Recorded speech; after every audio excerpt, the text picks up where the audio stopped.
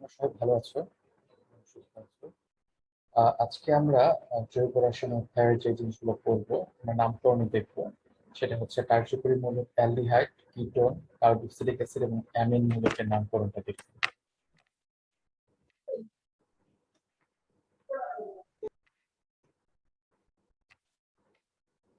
প্রথমে আমরা যে জিনিসগুলো জেনে নিব সেটা হচ্ছে অ্যালডিহাইড, কিটোন ও কার্বক্সিলিক অ্যাসিড যৌগের বেলায় তোমার অ্যালডিহাইড এবং কার্বক্সিলিক অ্যাসিড মূলকের যে কার্যকরী মূলকটা আছে, শিকলের এক প্রান্তে থাকে বলে এদের অবস্থান নির্দেশক সংখ্যা 1 কে নামকরণে উল্লেখ করতে হয় না। মানে মূল বিষয়টা হচ্ছে অ্যালডিহাইড এবং কার্বক্সিলিক অ্যাসিড কার্যকরী মূলকের বেলায় তারা সবসময় শিকলের এক প্রান্তে থাকে এবং তাদের কার্বনটাই 1 নাম্বার কার্বন হয়। অ্যালডিহাইড এবং কার্বক্সিলিক অ্যাসিডের কার্বনটা হচ্ছে 1 নাম্বার কার্বন। তাই এটাকে নামকরণের সময় উল্লেখ না করলেও চলে, না করলেও আমরা বুঝে নিব যে এটাই হচ্ছে 1 নাম্বার কার্বন। কিন্তু কিটোন মূলকের অবস্থান কিন্তু উল্লেখ করতে হবে, কারণ কিটোন কখনো এক প্রান্তে থাকে না। তো সেই কিটোন মূলকের অবস্থান কত নাম্বার কার্বনে সেটা অবশ্যই উল্লেখ করতে হবে। আর কিটোন নামের পরপদ বা সাফিক্স হচ্ছে ওন, আর পূর্বে অবস্থান নির্দেশক সংখ্যাকে হাইফেন সহ লিখতে হয়। মানে কিটোন মূলকের অবস্থানটা লেখার পর কিটোনের ওনটা হাইফেন দিয়ে লিখতে হবে। আর অ্যালডিহাইড, কিটোন ও কার্বক্সিলিক অ্যাসিডের নামকরণের জন্য অ্যালডিহাইড মূলক সহ সম্পৃক্ত দীর্ঘতম শিকলকে তোমার অ্যালকানেল, কিটোনের মূলক সহ সম্পৃক্ত দীর্ঘতম শিকলকে অ্যালকানোন, আর কার্বক্সিলিক অ্যাসিডের বেলায় এটাকে দীর্ঘতম শিকল সহ এটাকে বলা হয় অ্যালকানোইক অ্যাসিড। আমরা এভাবে বলতে পারি অ্যালডিহাইডের ক্ষেত্রে নামকরণের সবার শেষে প্রধান কার্যকরী মূলক যেহেতু অ্যালডিহাইড, সবার শেষে ন্যাল দেখতে হয়। কিটোনের ক্ষেত্রে ওন, আর কার্বক্সিলিক অ্যাসিডের ক্ষেত্রে ওইক অ্যাসিড কথাটা যুক্ত করতে হয়।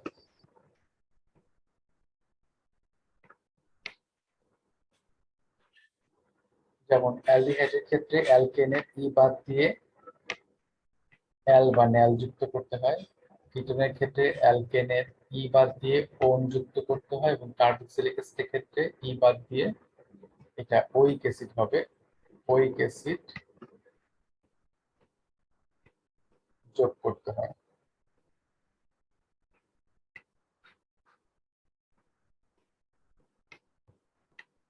এখন আমরা এইখানে নামকরণে একদম ডান পাশে প্রথম যৌগটা দেখি। এই যৌগটা হচ্ছে একটা কিটোন, কারণ এখানে কিটোন মূলক আছে, এটাই প্রধান কার্যকারী মূলক। তো কিটোনের নামকরণের ক্ষেত্রে প্রথমে আমাকে প্রধান শিকলটা খুঁজে বের করতে হবে। অবশ্যই সেই শিকলের মধ্যে কিটোন মূলকটা থাকতে হবে। তাহলে আমরা যদি এটাকে 1 নাম্বার কার্বন ধরি, এটা 1, এটা 2, এটা 3, এটা 4, এইভাবে আসলে আমরা শিকলে 4টা কার্বন পাচ্ছি।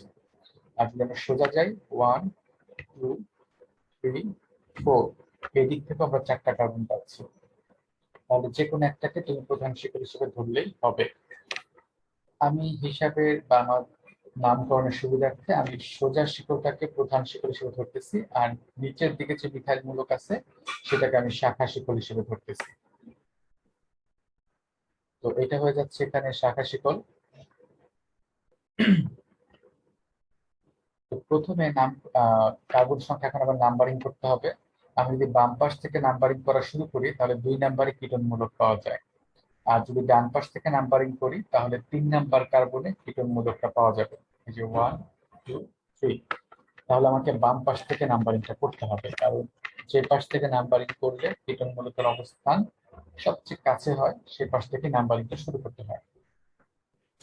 তাহলে এখানে প্রথমে আমাকে শাখা শিকলের নাম লিখতে হবে। শাখা শিকলটা হচ্ছে মিথাইল, এটা 3 নাম্বার কার্বন আছে, এই জন্য 3 মিথাইল। আর যেহেতু এটা কিটোন, 4 কার্বন বিশিষ্ট কিটোন, 4 কার্বনের জন্য এটা আসবে বিউটা। তারপর 2 নাম্বারে কিটোন মূলক আছে, যেটা 2, আর কিটোনের কোন স্যার বিউটানন। থ্রিটা কেন হলো স্যার এটা? মিথাইল মূলকটা 3 নাম্বারে আছে, এই যে শাখা শিকলটা 3 নাম্বারে আছে, এই জন্য 3 আসছে। বুঝতে পারছো? আর এখানে ইয়েস স্যার। হ্যাঁ, এখানে বিউটা লেখা হয়েছে, কোন কোন জায়গায় বা বিউটান লিখছে, সেটা দেখলেও হয়। বিউটান টু ওন।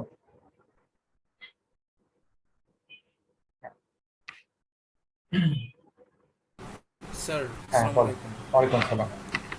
স্যার বিউটান আর বিউটা এই দুটোর মধ্যে পার্থক্য কি? না, এটা এক এক বইতে এক এক ভাবে লেখছে, কিন্তু নর্মালি আমরা বিউটান দেখি আর কি। তেমন কোনো পার্থক্য নাই নামকরণের ক্ষেত্রে। যেমন দেখো, আমি যখন একসাথে উচ্চারণ করব, এটা তো বিউটানন, তাই না? পুরা যৌগটা কি বিউটানন। তাহলে জি স্যার। জিনিসটা এইভাবে আমরা যদি ভাগ করি তাহলে এইভাবে আসে বিউটান যোগ ওন, বিউটানন। এই জন্য বিউটানও লেখা যায়। আর স্যার আমি যদি এখানে কার্বন শিকলটা 1 2 3 এর পরে নিচেরটা ধরি তাহলে কি কোনো অসুবিধা হবে? না না, কোনো সমস্যা নাই, আমি তো বললামই ওইটাও ধরা যাবে। তখন এইটা হয়ে যাবে শাখা শিকল। ঠিক আছে, ওইটা শাখা শিকল হয়ে যাবে, কোনো সমস্যা নাই, তুমি ওটাও ধরতে পারো। Okay sir. আচ্ছা, পরের যৌগটাতে আমরা আসি। এইটাও একটা কিটোন, এখানে কোনো শাখা শিকল নাই, এখানে একটাই শিকল আছে। তো এখানে আমরা কার্বন সংখ্যা নাম্বারিং করবো, বাম পাশ থেকে নাম্বারিং করলে শাখা শিকল অবস্থান সবচেয়ে কাছে হয়। 1 2 3 4। তাহলে এই যৌগটার নাম কি হবে? 4 কার্বন বিশিষ্ট যেহেতু কিটোন, 4 কার্বন হলে বিউটান। তারপর হচ্ছে 2 নম্বরে আছে কিটোন হলো 2 4।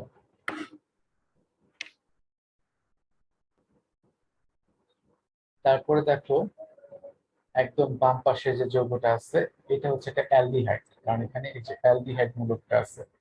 আর অ্যালডিহাইডের ক্ষেত্রে অ্যালডিহাইডের কার্বনটাই হচ্ছে 1 নাম্বার কার্বন। আচ্ছা, এটা 1 নাম্বার কার্বন ধরে সবচেয়ে দীর্ঘতম শিকলটাকে বের করতে হবে। 1 2 3 4। আর যদি সোজা যায় তাহলে 4টাই কার্বন পাওয়া যায়।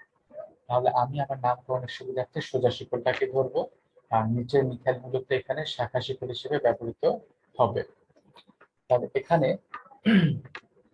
কার্বন সংখ্যা নাম্বারিং এর ক্ষেত্রেও অ্যালডিহাইডের কার্বনটা 1 নাম্বার কার্বন। তো সেখানে হিসাব করলে 3 নাম্বারে মিথাইল মূলকটা আছে, এই জন্য হচ্ছে 3 methyl. Sir 3 methyl butanal. Methyl 3 methyl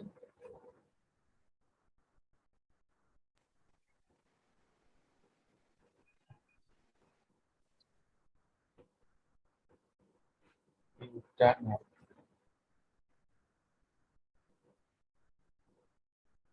আর এখানে অ্যালডিহাইড মূলকের অবস্থান উল্লেখ করার কোনো প্রয়োজন নাই। আচ্ছা, তো এই যে আমরা যৌগটা লিখছিলাম ডান পাশে, ওই যৌগটি আবার নিচে দেওয়া আছে। একই যৌগ, তফাৎ নাই। তবে এটাকে আমরা 3 মিথাইল বিউটান 2 ওন যেমন লিখতে পারি, আবার 3 মিথাইল 2 বিউটাননও লিখতে পারি। তবে বর্তমানে এই পদ্ধতিটাই, এটা ভেঙে লেখাটাকেই সবচেয়ে বেশি অনুসরণ করা হয়। ঠিক আছে, এখন আমরা আসি একদম লাস্টের যে যৌগটা, এইটাতে। এখানে 2টা কার্যকরী মূলক আছে, একটা হচ্ছে কেটন মূলক, আর একটা হচ্ছে অ্যালকোহলীয় হাইড্রোক্সাইড মূলক। 2টা আছে। এখন আমরা যদি কার্যকরী মূলকের সক্রিয়তা সিরিজটা দেখি, সেখানে কিটোনের অবস্থান কিন্তু অ্যালকোহলীয় হাইড্রোক্সাইড মূলক থেকে উপরে। তো একাধিক কার্যকরী মূলক থাকলে যে কার্যকরী মূলকের সক্রিয়তা সবচেয়ে বেশি, যৌগটার নামকরণ ওই কার্যকরী মূলক অনুযায়ী করতে হবে। যৌগটার নামকরণ ওই কার্যকরী মূলকের নাম অনুযায়ী করতে হবে, আর বাকি সবগুলোই কিন্তু শাখা হয়ে যাবে। এখন এই যে অ্যালকোহলীয় হাইড্রোক্সাইড মূলক আছে, এটা যখন শাখা শিকল হিসেবে ব্যবহৃত হয়, তখন তার নামটা হয় হাইড্রক্সি। তখন তার নামটা হয় হাইড্রক্সি। এখন আহ আমরা সবচেয়ে বড় শিকলটাকে খুঁজে বের করি। এটা হচ্ছে 1, এটা 2, এটা 3, এটা হচ্ছে 4। এদিক থেকে হিসাব করলে 4টা হয়, নিচের দিকে গেলেও কিন্তু 4টা হয়। ঠিক আছে, এখন আমরা কোন দিকে যাব, সোজাতে যাব না উপর থেকে নিচের দিকে আসবো? এটার ব্যাপারে কেউ কিছু বলতে পারবা? যদি এখানে নাম লেখা আছে, কিন্তু কেন আমরা এই সোজা শিকলটাকে প্রধান শিকল হিসেবে ধরলাম, কেন নিচের দিকে এখানে আসতে পারবো না, এটা বলতেছি। আমি যদি, স্যার কারণ স্যার স্যার নিচেরটা কারণ, তো স্যার হ্যাঁ প্রথমে স্যার আসাদুজ্জামান বলতেছিল। কার্যকরী মূলক। প্রকাশিত ওএইচ আছে সেজন্য। হ্যাঁ সেটা বলতেছি এখন। স্যার বলতেছি ওখানে একটু স্যার মনোযোগ। হাইড্রোক্সাইড মূলকটা। আচ্ছা, আমি একটু বুঝাই বলতেছি। ধরো আমি যদি এই নিচের দিকে আসি, তখন এই অংশটা হয়ে যাবে শাখা শিকল। আমি যে গোল চিহ্ন দিয়ে রাখছি এই জিনিসটা হয়ে যাবে শাখা শিকল। এখন শাখা শিকলের সাথে আবার আরেকটা হাইড্রোক্সাইড মূলক যুক্ত আছে, তাই না? হাইড্রোক্সাইড যুক্ত আছে, এটা তখন হয়ে যাবে উপশাখা শিকল। শাখার মধ্যে আবার একটা উপশাখা যুক্ত আছে। হ্যাঁ, তো উপশাখা যাতে না থাকে সেইভাবে আমাকে প্রধান শিকলটা খুঁজে বের করতে হবে। হ্যাঁ, যদি আমি নিচের দিকে আসলে কার্বন সংখ্যা বেশি পাওয়া যেত তাহলে আমি নিচের দিকে আসতাম, কিন্তু এখানে সোজা গেলেও যে কার্বন পাওয়া যায়, নিচের দিকে আসলেও সেই কার্বনই পাওয়া যায়। কিন্তু আমি যদি নিচের দিকে আসি তাহলে উপশাখা শিকল পাওয়া যায়, কিন্তু সোজা গেলে কোনো উপশাখা মানে উপশাখা শিকল পাওয়া যাচ্ছে না। যদি আমি সোজা যাই তাহলে কোনো উপশাখা শিকল পাওয়া যাবে না, কিন্তু যদি নিচের দিকে আসি তাহলে উপশাখা শিকল পাওয়া যাবে। তাহলে প্রথম প্রায়োরিটি হচ্ছে সবচেয়ে বেশি কার্বন সংখ্যা যেখানে থাকবে তোমাকে সেই শিকলটাকে বাছাই করতে হবে। হ্যাঁ, যদি দুই ভাবে প্রধান শাখা শিকল পাওয়া যায়, সবচেয়ে বেশি কার্বন সংখ্যা পাওয়া যায়, তাহলে হিসাব করতে হবে কোন দিকে গেলে তোমার উপশাখা শিকল পাওয়া যাবে না, সেই দিকে যাইতে হবে। তাহলে আমি যদি সোজা যাই তাহলে কোনো উপশাখা শিকল পাওয়া যাবে না। এই জন্য এই সোজা শিকলটাকেই প্রধান শিকল হিসেবে এখানে ধরতেই হবে, এটাকে অন্য কোনো ভাবে ধরা যাবে না। এখন যদি কেউ না বুঝে থাকো তাহলে আবার জিজ্ঞেস করতে পারো। স্যার আরেকবার বুঝাবেন স্যার? আবার বলতেছি, স্যার আরেকবার বলুন। যদি আমি সংখ্যাটাকে এখানে একটু লিখে তোমাকে আবার বলতেছি, CH3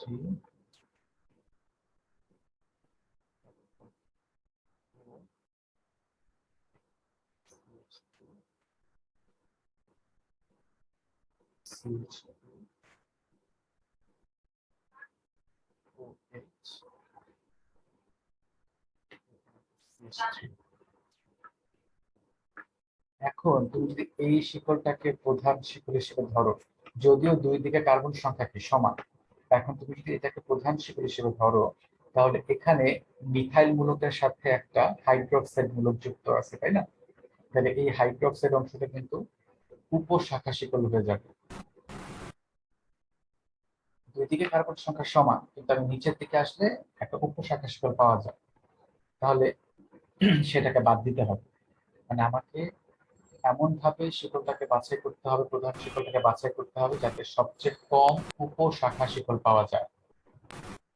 তাহলে আমি নিচের দিকে আসলে উপশাখা শিকল পাওয়া যায়। হ্যাঁ, খালি একটা জিনিস খেয়াল রাখবা, যদি নিচের দিকে আমার কার্বন সংখ্যা বেশি হইতো, এখানে সোজা গেলে যত কার্বন সংখ্যা পাওয়া যায় তার চেয়ে যদি নিচের দিকে গেলে কার্বন সংখ্যা বেশি পাওয়া যেত, তাহলে ওইটা কি আমাকে প্রধান শিকল হিসেবে ধরতে হতো। আর অপর পাশে শাখা শিকল থাকুক উপশাখা শিকল থাকুক আমার কিছু করার নাই। কিন্তু যখনই দুই দিকে কার্বন সংখ্যা সমান হচ্ছে প্রধান শিকলে, তাহলে এমন ভাবে প্রধান শিকলটা বাছাই করতে হবে যাতে সবচেয়ে কম সংখ্যক উপশাখা শিকল পাওয়া যায়। এবার কি কথাটা বুঝতে পারছো?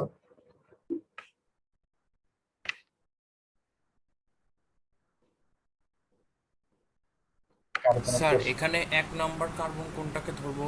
আচ্ছা, এখন যদি বাম পাশ থেকে কার্বন সংখ্যা হিসাব করা শুরু করি তাহলে 2 নম্বরে কিটোন মূলক পাওয়া যাচ্ছে। আর যদি ডান পাশ থেকে নাম্বারিং করতাম তাহলে হচ্ছে 3 নম্বরে পাওয়া যেত। তাহলে আমাকে বাম পাশ থেকে নাম্বারিং করতে হবে, যে পাশ থেকে কার্বন সংখ্যা হিসাব করলে কার্যকরী মূলকের অবস্থান সবচেয়ে কাছে হয় সেদিক থেকে হিসাব করতে হবে।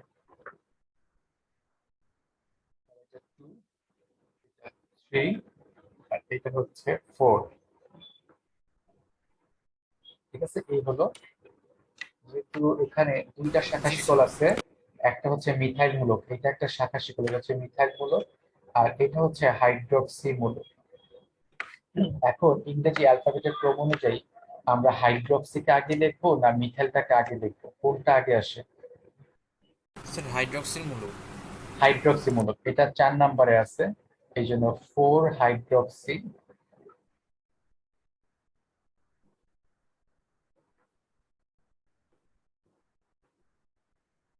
4 হাইড্রক্সি, তারপর আছে আবার 3 নাম্বার, 3 নাম্বার একটা মিথাইল মূলক আছে, 3 মিথাইল।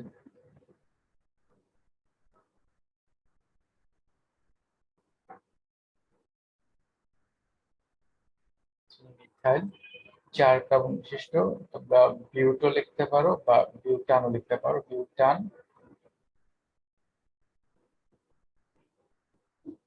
2 ফোন, এইটাই হলো এর নামকরণ।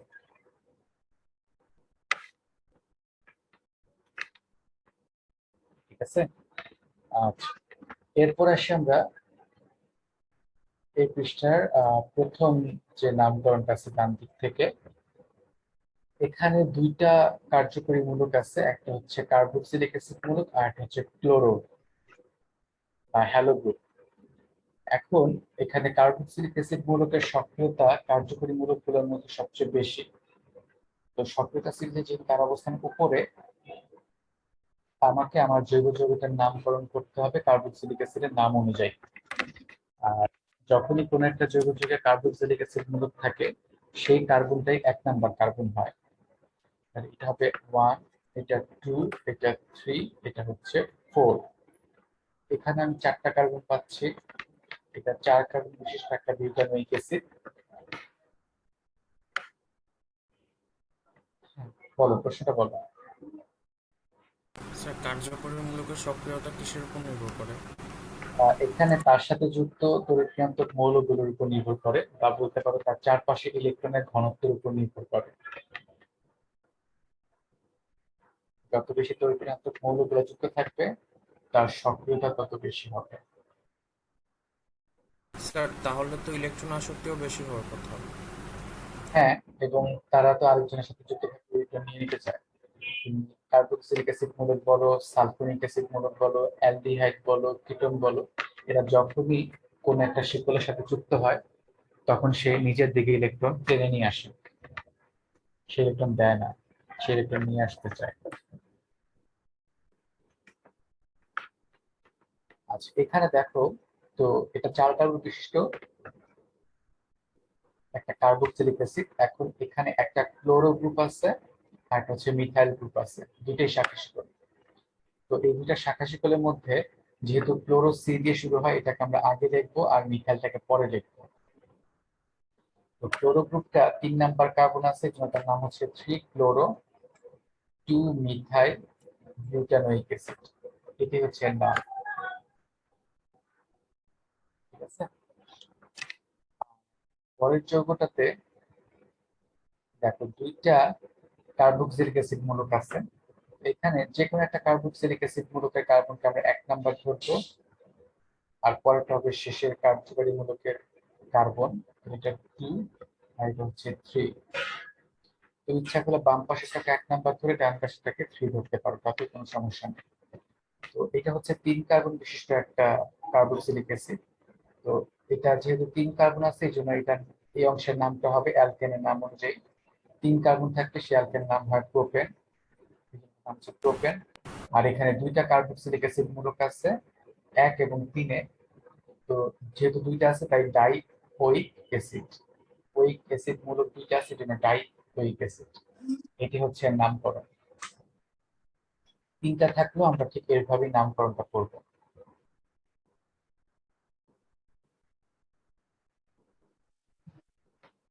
স্যার 3টা থাকলে কি ট্রাই ওইক লিখতে হবে? হ্যাঁ, রাইট, ট্রাই ওইক অ্যাসিড লিখতে হবে। এখানে একটা উদাহরণ দিয়ে দিই তোমাদেরকে।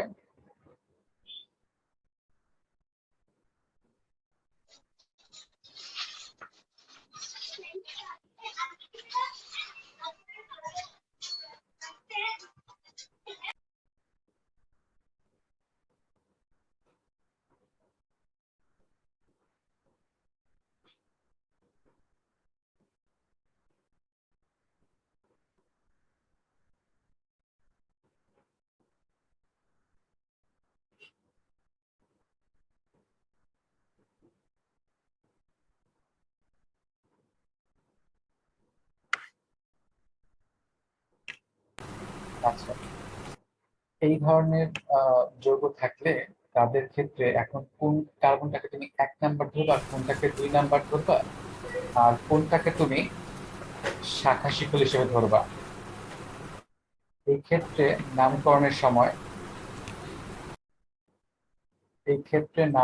সময় আমাকে দেখতে হবে কার্বক্সিলিক অ্যাসিড মূলকগুলো ছাড়া মাঝখানে যে অ্যালকেন অংশটা আছে, সেই অ্যালকেন অংশে কয়টা কার্বন আছে? এখানে ধরো মোট 2টা কার্বন আছে, যেটা হচ্ছে ইথেন। ইথেন আর এখানে কার্বক্সিলিক অ্যাসিড মূলক আছে 3টা, এই জন্য trioic acid. Ethane trioic acid. এইভাবে এগুলোর নামকরণ করতে হবে। এখানে যখন 3টা কার্বক্সিলিক অ্যাসিড মূলক থাকবে তখন ওই কার্বক্সিলিক অ্যাসিডের মূলকের কার্বন গুলোকে বাদ দিয়ে মাঝখানে যে অ্যালকাইল মূলকটা আছে সেই অ্যালকাইল মূলক অনুযায়ী অ্যালকেনের নামটা করতে হবে, বা যতগুলো কার্বন আছে সেই অনুযায়ী অ্যালকেনের নামকরণ করে তারপরে কার্বক্সিলিক অ্যাসিড মূলকগুলো নাম লিখতে হবে। উইক অ্যাসিড লিখতে হবে, আর যেগুলো 3টা আছে সেগুলো ট্রাইওয়িক অ্যাসিড। এইভাবে আসলে 3টা কার্যকরী মূলক মানে বিশেষ করে কার্বক্সিলিক অ্যাসিড মূলকযুক্ত যৌগের নামকরণটা করা হয়ে থাকে। এরপর আমরা নিচের যৌগটাতে আসি। এখানে দেখো 2টা কার্যকরী মূলক আছে, একটা হচ্ছে অ্যালডিহাইড মূলক আর একটা হচ্ছে অ্যালকোহলীয় হাইড্রোক্সাইড মূলক। এখানেও তোমার সক্রিয়তা সিরিজে অ্যালডিহাইড মূলকের সক্রিয়তা বেশি, তাই যৌগটা হবে অ্যালডিহাইড। আর এই হাইড্রোক্সাইড মূলকটা হয়ে যাবে তোমার শাখা শিকড়। তো সেই ক্ষেত্রে আমরা যদি নামকরণ করতে চাই তাহলে অ্যালডিহাইডের কার্বনটাকে 1 নাম্বার ধরে আমাদের প্রধান শিকড়টা বের করতে হবে। এটা 1, এটা 2, আর ডান পাশে গেলে এটা 3 হতো। কার্বন পাওয়া যায়। আর যদি বাম পাশে যাই তাহলে 3, 4, এইদিকে কার্বন সংখ্যা সবচেয়ে বেশি, তাহলে এটাই হবে প্রধান শিকল। আর তাহলে দেখা যাচ্ছে এই মিথাইল মূলকটা শাখা শিকল হয়ে যাচ্ছে, যেটা 2 নাম্বার কার্বনের সাথে যুক্ত, আর এই হাইড্রোক্সি গ্রুপটা তোমার 3 নাম্বার কার্বনের সাথে যুক্ত। তাহলে এই যৌগটার নাম হবে 3 হাইড্রোক্সি 2 মিথাইল বিউটানল। এই নামকরণটা কি স্যার সবাই থ্রি বুঝতে হলো পারছো? কেন স্যার? এটা এই টু যে টু হওয়ার কথা। 2 মিথাইল না, 3 হাইড্রোক্সি, দেখো এখানে এই হাইড্রোক্সি গ্রুপটা কত নাম্বার কার্বনের সাথে যুক্ত? 3 নাম্বার না? ও ও, আর জি স্যার এই 3 মিথাইল নম্বর স্যার। মূলকটা 2 নাম্বার কার্বনের সাথে যুক্ত, এই জন্য 2 মিথাইল। মিথাইলটা পরে আসবে, এম দিয়ে শুরু হয়, আর হাইড্রোক্সিটা এইচ দিয়ে শুরু হচ্ছে, এই জন্য এটাকে আগে লিখছি। ঠিক আছে? আর কেউ না বুঝে থাকলে জিজ্ঞেস করতে পারো।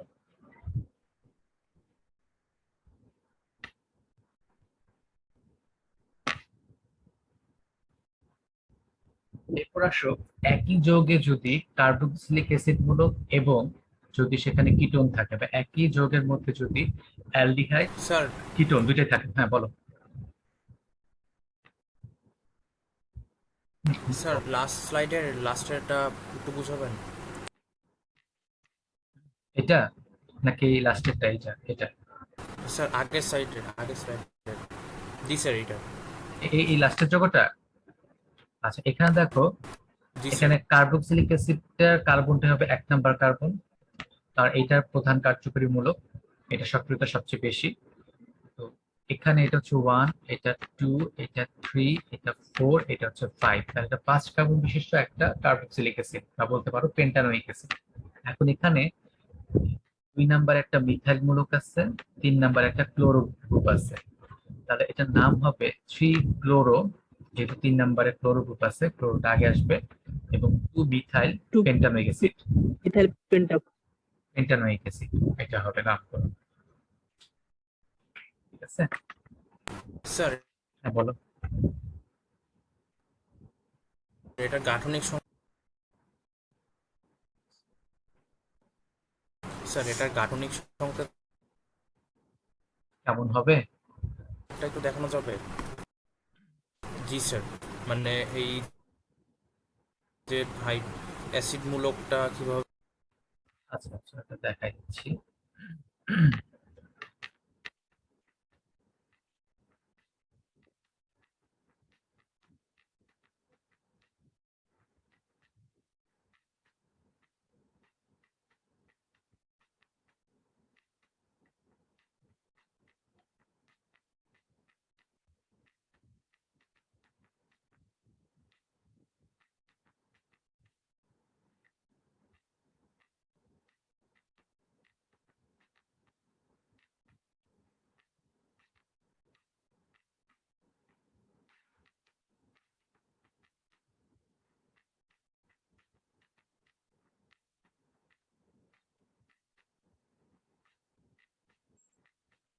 হচ্ছে গাঠনিক সংখ্যা।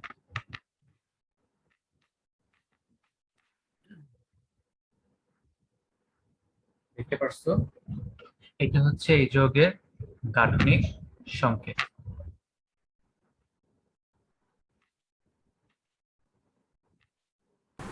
জি স্যার, বুঝতে পেরেছি। আচ্ছা, আসো এবার আমরা যদি একটা যৌগের মধ্যে অ্যালডিহাইড কিটোন দুইটাই থাকে বা কার্বক্সিলিক অ্যাসিড মূলক এবং কিটোন মূলক দুইটা থাকে, তাহলে তাদের নামকরণটা কিভাবে করবো আমরা? যেমন এখানে বাম পাশে প্রথম যৌগটাতে আসি, এখানে অ্যালডিহাইড মূলক আছে, এখানে কিটোন মূলক আছে। তো আমাদেরকে জানতে হবে সক্রিয়তার সিরিজে কার অবস্থান উপরে। অ্যালডিহাইডের অবস্থান কিন্তু উপরে, ঠিক আছে। সক্রিয়তার সিরিজে অ্যালডিহাইড মূলকের অবস্থানটা উপরে। তাহলে এখানে অ্যালডিহাইডের কার্বনটা হবে 1 নম্বর কার্বন এবং যৌগটার নামকরণটা করতে হবে অ্যালডিহাইডের নাম অনুযায়ী। এটা 1, এটা 2, এটা 3 এবং এটা হচ্ছে 4। তাহলে এখন এই কিটোনটাকে তো আর কিটোন হিসেবে লেখা যাবে না বা ওন হিসেবে লেখা যাবে না, এটা এখন শাখা শিকল হয়ে গেছে। এই অক্সিজেনটা এখানে এখন শাখা শিকল হয়ে গেছে।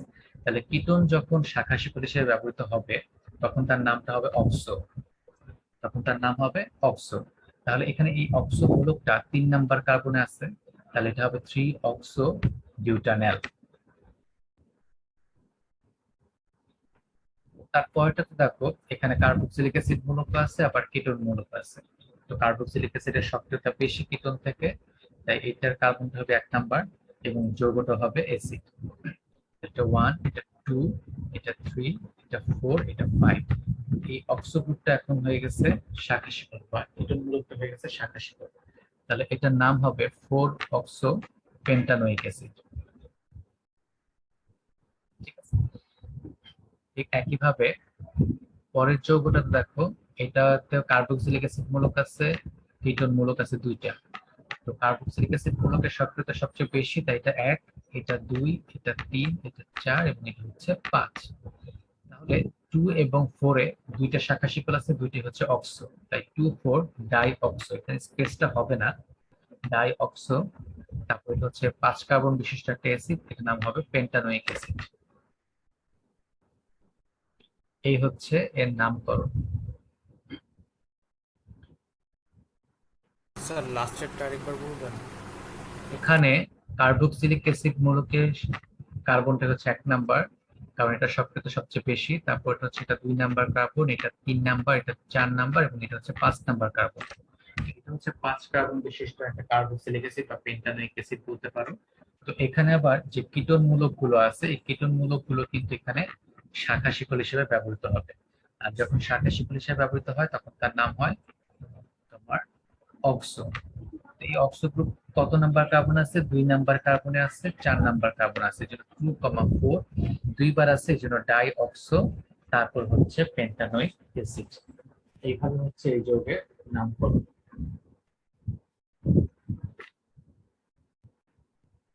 কার কোনো প্রশ্ন আছে এই জায়গায়?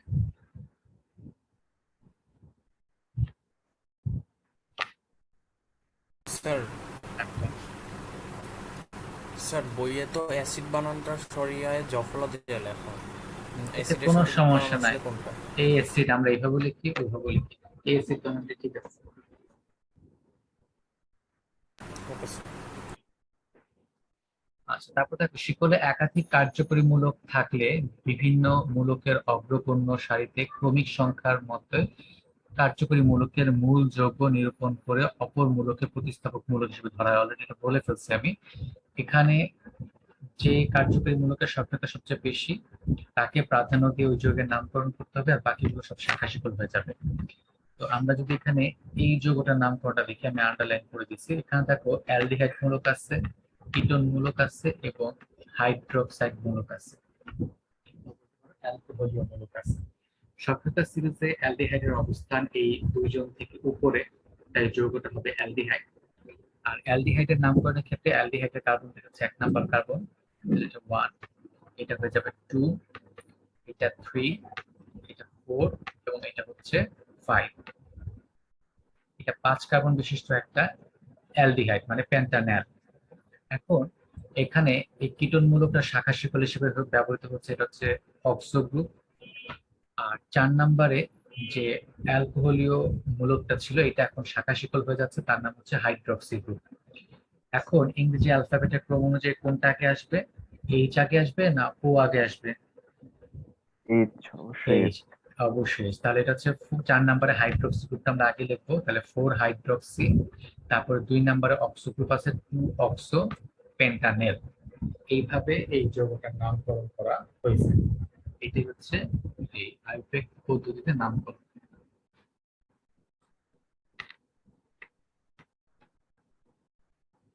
স্যার।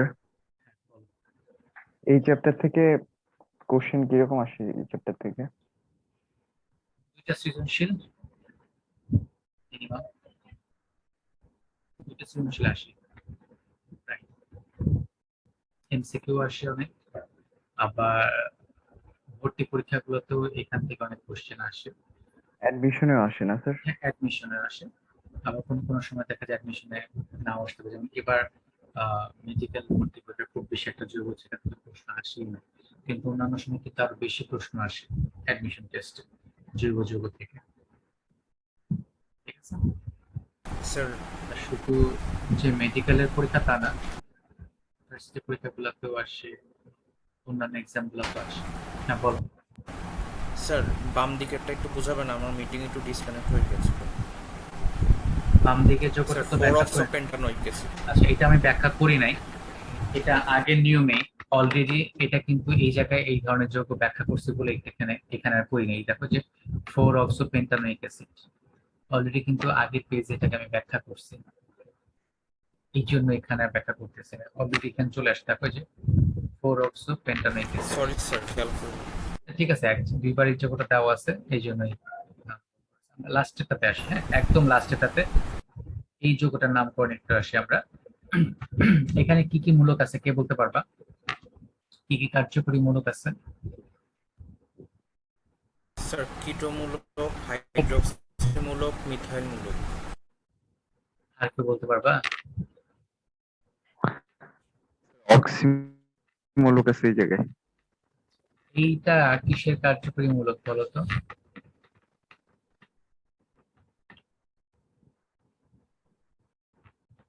কি কার্যকরী মূলক? এটা হচ্ছে কার্বক্সিলিক অ্যাসিড মূলক। এখানে জাস্ট কার্বক্সিলিক অ্যাসিড মূলকটাকে ভেঙে লেখা হয়েছে, তার গাঠনিক সংকেত আকারে লেখা হয়েছে।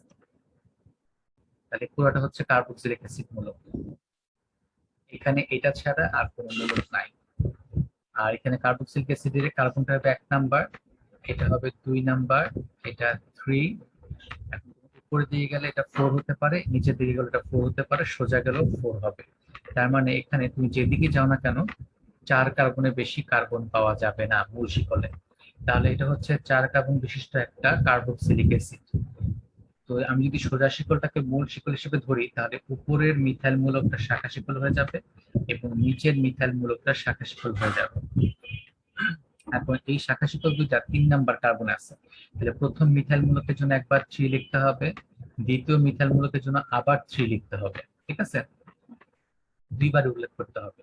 যদি এরকম 3বার থাকে দরকার হলে ওই সংখ্যাটা 3বার উল্লেখ করতে হবে। আচ্ছা, তাহলে 3,3, তারপর এখানে মিথাইল মূলক দুইটা আছে, জন্য ডাই মিথাইল, তারপর হচ্ছে বিউটানোইক অ্যাসিড। এই হচ্ছে এই যৌগের নামকরণ। আচ্ছা স্যার, এখানে 4 নাম্বার কার্বনের যে আমরা H3C লিখলাম, ওখানে যদি উল্টা করে লিখি মানে CH3 সমস্যা নাই, এরকম এটা করে সব লিখতে না না পারবো? সমস্যা নাই, কিন্তু এখানে বোঝাচ্ছে যে এই কার্বনটাই পাশের কার্বনের সাথে যুক্ত। এটা গাঠনিক সংকেত জি থাকার স্যার, সময় ওটা আমরা এইভাবে লিখি।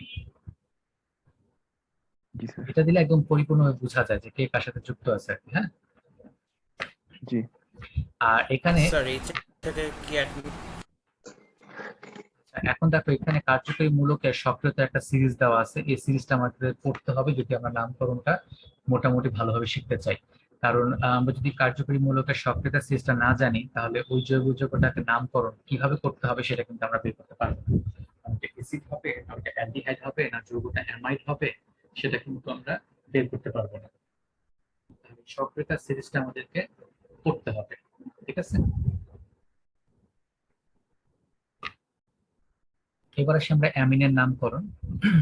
অ্যামিনের নামকরণের ক্ষেত্রে তোমার যে অ্যামিনো মূলক, হ্যাঁ, NH2, এই অ্যামিনো মূলকটাকে সবসময় আগে লেখা হয়।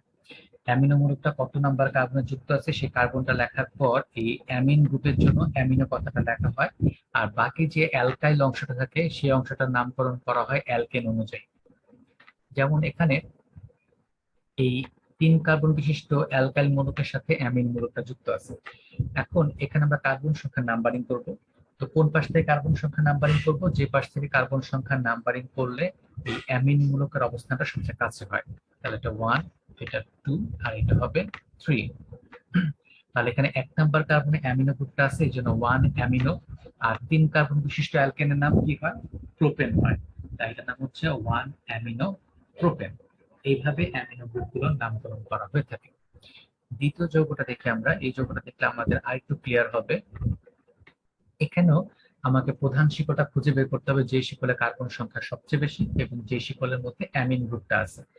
তো আমরা যদি এটাকে 1 নাম্বার কার্বন ধরি, 1 2 3 4 5, এদিক থেকে হিসাব করলে 5টা কার্বন পাওয়া যায়। আর যদি আমরা নিচের দিকে আসতাম তাহলে এখানে 3 4 4টা কার্বন পাইতাম।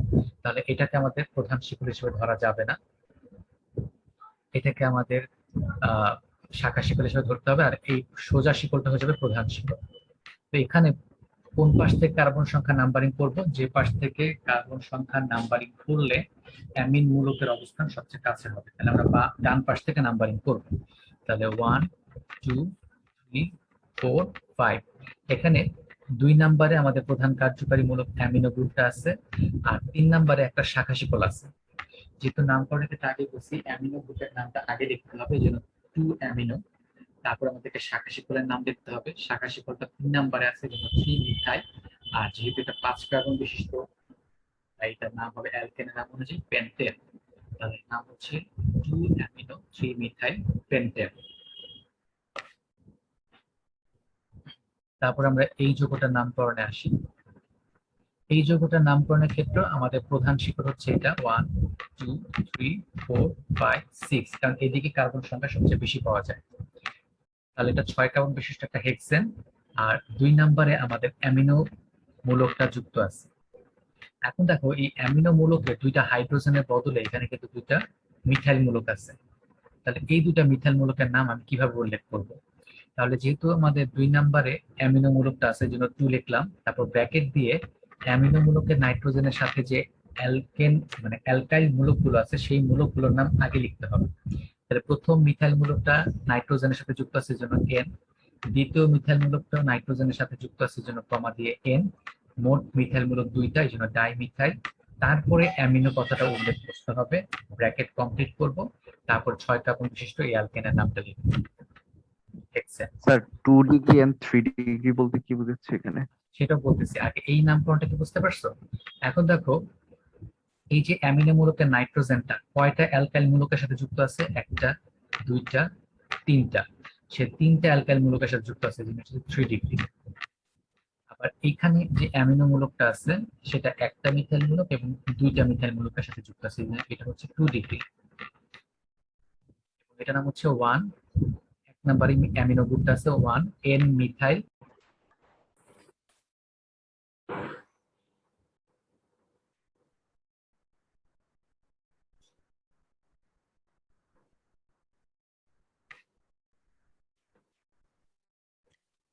এখানে দেখো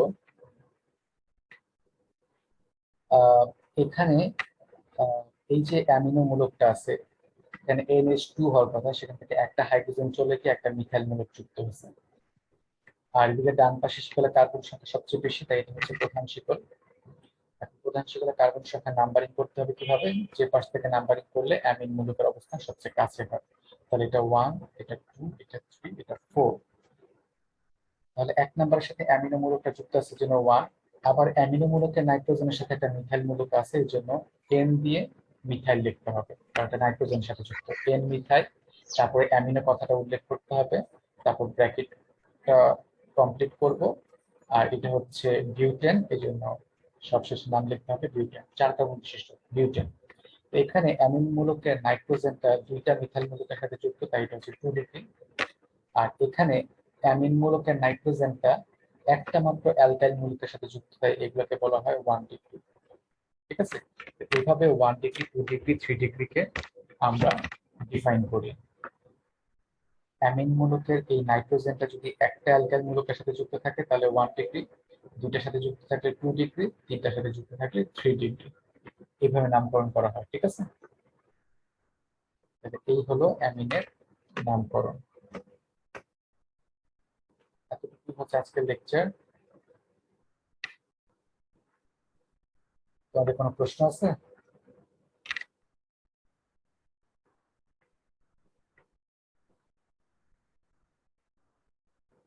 আপনাদের প্রশ্ন না থাকলে ক্লাসটা এখানে শেষ করি। সবাই ভালো থাকো, সুস্থ থাকো এবং তোমাদের সবাইকে ধন্যবাদ।